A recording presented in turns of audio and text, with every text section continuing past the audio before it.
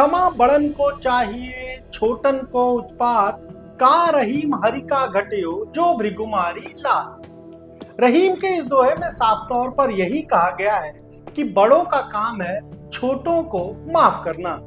यानी जो बड़े लोग होते हैं, महान लोग होते हैं, वो छोटे लोगों की गलतियों को माफ कर देते हैं, उन्हें नजरअंदाज कर देते हैं। जंतर मंतर पर जिस तरीके से जेनजी ने प्रोटेस्ट किया और उसके बाद प्रधानमंत्री नरेंद्र मोदी ने उन बच्चों को माफ कर दिया, उस पर यह दोहा बिल्कुल सटीक बैठता है। आज चर्चा इसी बात पर होगी कि किस तरीके से प्रधानमंत्री नरेंद्र मोदी ने कई अवसरों पर उनके खिलाफ जो चीजें इस्तेमाल की जाती हैं, उसे वो अपनी पॉपुलैरिटी के लिए इस्तेमाल कैसे कर लेते हैं, कैसे वो उस धारणा को बदलकर उसे अपने पक्ष में कर लेते हैं। आज चर्चा इसी पर होगी। अभिवादन स्वीकार करिए अनुभव शुक्ला का और आप देख रहे हैं न्यूज लीडर। जंतर मंतर पर पेपर लीक को लेकर जो प्रोटेस्ट हुआ, खासतौर से कॉकरोच जनता पार्टी ने जिस आंदोलन की शुरुआत की, उसमें धीरे धीरे तमाम अन्य छात्र भी जुड़ते चले गए। वो कॉकरोच जनता पार्टी के पदाधिकारी नहीं थे, लेकिन वो छात्र थे और पेपर लीक के मुद्दे पर उन्हें भी लगा कि उन्हें सीजेपी का जो साथ है वो देना चाहिए। धीरे धीरे जंतर मंतर पर छात्रों की संख्या लगातार बढ़ती चली गई। सरकार को शायद इस बात का भी अंदाजा नहीं था कि वहां छात्र इस तरीके से पहुंच जाएंगे और छात्र एकता इस तरीके से देखने को मिलेगी, क्योंकि ये जो स्टूडेंट थे या हम कहें जेनजी थे, उन्होंने जो सोशल मीडिया का बिल्कुल नया टूल था उसे इस्तेमाल किया। अभी तक हमने देखा कि व्हाट्सएप और अन्य चीजों पर लोग एसएमएस के जरिए एक दूसरे को साथ जोड़ते थे, बुलाते थे, लेकिन जंतर मंतर के इस प्रोटेस्ट में सबसे बड़ी भूमिका अगर किसी की रही तो वो थी इंस्टाग्राम की, और इंस्टाग्राम पर वायरल होने वाली रील की। तमाम सारे बच्चे वहां गए, उन्होंने रील बनाई और उसे देख देख कर दूसरे भी जो स्टूडेंट थे, जेनजी थे, वो वहां पर पहुंचे।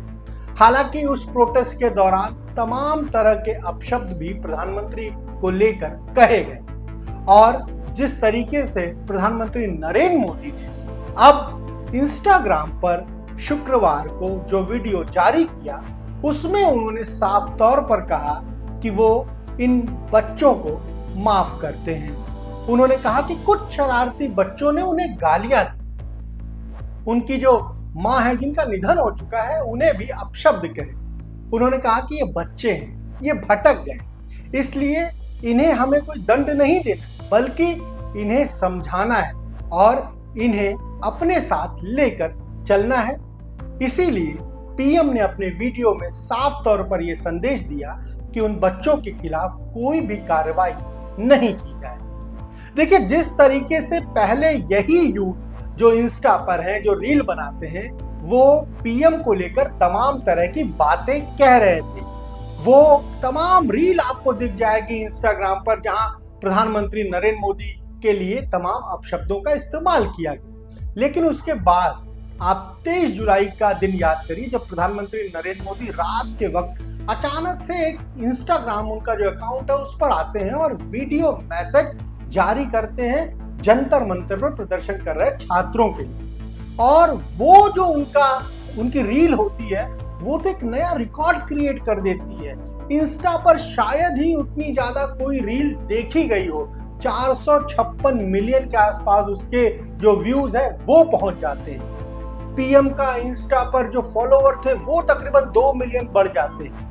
और जो इंस्टाग्राम, जो रील छात्र पीएम के खिलाफ इस्तेमाल कर रहे थे, प्रधानमंत्री नरेंद्र मोदी को उस वीडियो के बाद बहुत सारे लोग ये कहने लगते हैं कि हाँ, इस प्रोटेस्ट में जो गालियां दी गई, जो अपशब्द कहे गए, वो ठीक नहीं थे। यानी जो यूथ प्रोटेस्ट कर रहे थे वही उनके ही अब आपको तमाम वीडियो सामने मिल रहे हैं, जिसमें वो अपनी भाषा के लिए जो अभद्र भाषा का इस्तेमाल किया, जो गालियां दी, उसके लिए वो स्वयं माफी भी मांग रहे हैं। यानी आप ये देखिए कि जो इंस्टाग्राम, जो रील प्रधानमंत्री के खिलाफ माहौल बनाने में सबसे ज्यादा कारगर साबित हो रही थी, खासतौर से यूथ के लिए, जेनजी के लिए, लेकिन तकरीबन 4 या 5 दिनों के भीतर ही पीएम ने उसी इंस्टाग्राम का, उसी रील का, उसी वीडियो का इस्तेमाल करके एक माहौल अपने पक्ष में भी खड़ा कर लिया। शुक्रवार को जिस तरीके से प्रधानमंत्री ने साफ तौर पर यह बात कही कि बच्चों के खिलाफ हमें कोई कार्रवाई नहीं करनी है, उन्हें हमें सही रास्ता दिखाना है और उसी रास्ते पर उन बच्चों को चलना है।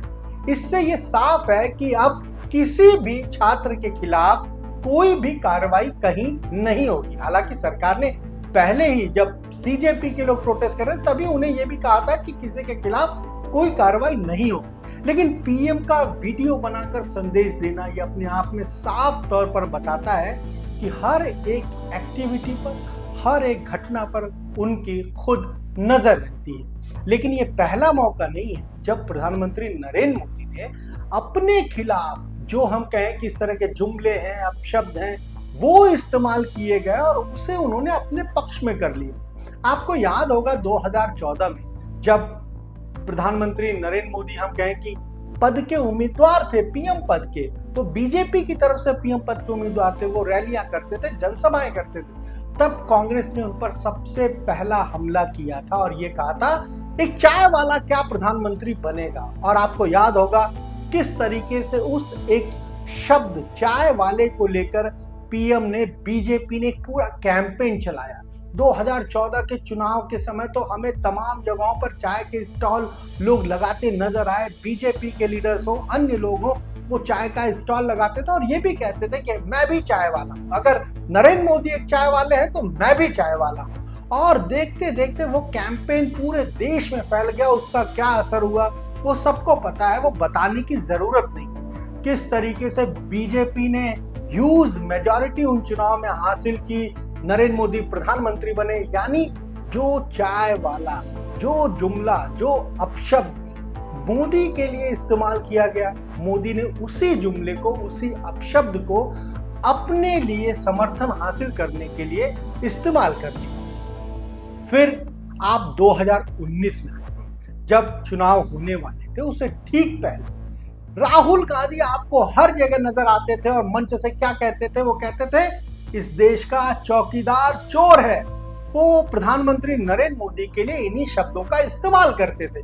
कांग्रेस का कोई भी लीडर हो वो भी इसी बात को दोहराता था, हर जगह मंच से यही बात कही जाती थी। लेकिन फिर प्रधानमंत्री ने उस चौकीदार चोर है, उस अपशब्द को, उस अशोभनीय बात को अपने फेवर में किस तरह से इस्तेमाल किया, ये भी तस्वीर सभी को याद होगी। 2019 के लोकसभा चुनाव के समय तो पूरे देश में एक कैंपेन चलाया बीजेपी ने, और उस कैंपेन में हर कोई यही कहता था, हाँ मैं भी चौकीदार हूं।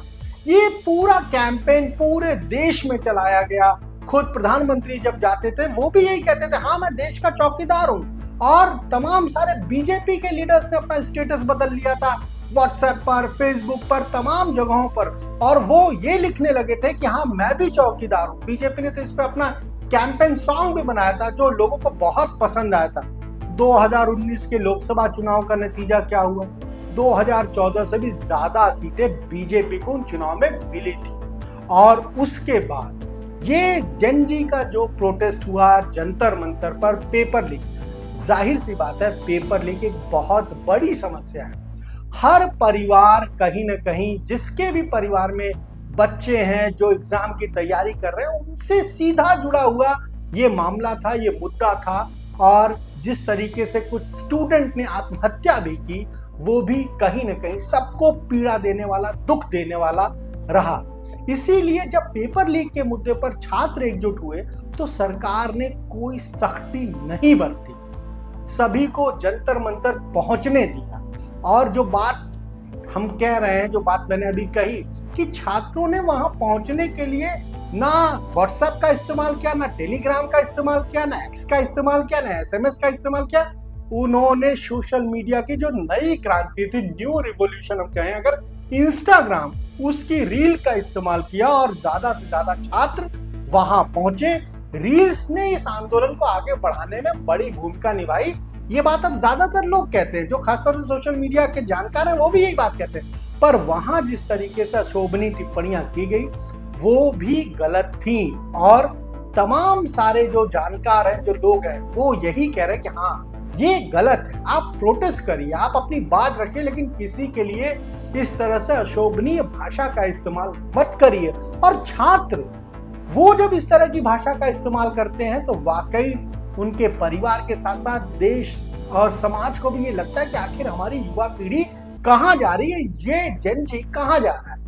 इसीलिए इसी रील का इस्तेमाल प्रधानमंत्री नरेंद्र मोदी ने अब छात्रों को एक मैसेज देने के लिए किया और उसका असर ये हुआ। अगर हम आपको बताएं कुछ आंकड़े जो हमने देखे हैं कि 23 जुलाई से लेकर 26 जुलाई के बीच प्रधानमंत्री नरेंद्र मोदी ने 3 या 4 रील इंस्टाग्राम पर डाली है और उसके जो व्यूज हैं, अगर आप उनकी संख्या सुनेंगे वो 960 मिलियन है, यानी कि 96 करोड़ के आसपास लोगों ने उसको देखा है। और उनकी एक जो पहली रील थी उसे 453 मिलियन व्यूज मिले, जो दूसरी रील थी वो 350 मिलियन उसको व्यूज मिले, जो अभी एक दिन पहले उन्होंने रील डाली उसको भी तकरीबन 100 मिलियन के आसपास उसके भी व्यूज हैं। तो यानी पीएम ने उस मंच का इस्तेमाल किया जिस मंच का इस्तेमाल उनके खिलाफ किया जा रहा था, और उसी जुमले को, उन्हीं असंसदीय बातों को लेकर उन्होंने साफ तौर पर अपनी बात खासतौर से जन जी के सामने रखी, यूथ के सामने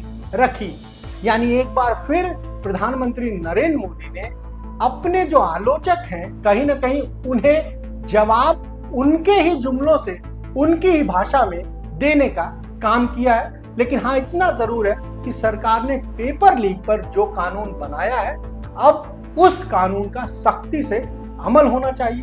देश के किसी भी राज्य में अगर पेपर लीक हो तो जो दोषी लोग हों उन्हें ऐसी सजा दी जाए कि वो एक मिसाल बन सके।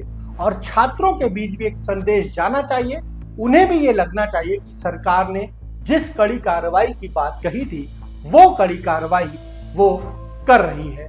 पेपर लीक के चलते किसी भी छात्र का जो फ्यूचर है, भविष्य है, वो बर्बाद नहीं होना चाहिए। आज इस वीडियो में इतना ही। आप जुड़े रहे न्यूज़ लीडर के साथ।